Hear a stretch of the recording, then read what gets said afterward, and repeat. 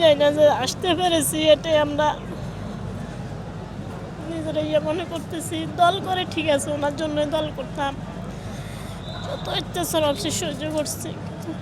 আমাদের নেত্রী আমাদের, উনি সব কিছু ত্যাগ করছে। ছেলে হারাইছে, স্বামী হারা, ছেলে হারা, তার মানে অনেক কিছু অত্যাচার করে বিদেশ। আজকে 17 বছর পর দেশে আসছে, মা ছেলের দেখা হয়েছে, কিন্তু এভাবে আমাদের নেতা আসি যে তার মাকে বিদে দিবে, এটা কল্পনা করতে পারি নাই। এটার জন্য প্রস্তুত ছিলাম না কখনোই। নেত্রী এত সকালে আমাদেরকে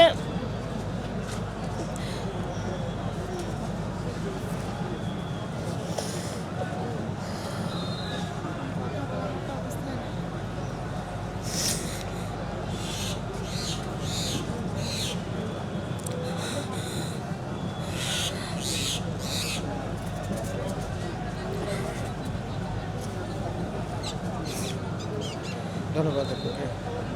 কোথেকে আসছেন আপনি? আমার বাড়ি নোয়াখালী। নোয়াখালী থেকে আসছেন? আপনি থাকেন নোয়াখালীতে? আমি টাকা ঢাকা থাকেন? ঢাকা কোথায় থাকেন? তেজগাঁওতে। ঢাকা থেকে। আপা আমি কিছু বলবেন? দল ভালোবাসি, খালদা জিয়াকে ভালোবাসি। আল্লাহর কাছে একটাই যে ওনার মাগফিরাত করুক, বেশ নসিব করুক, ওনার কবর আযাব থেকে মাফ করুক।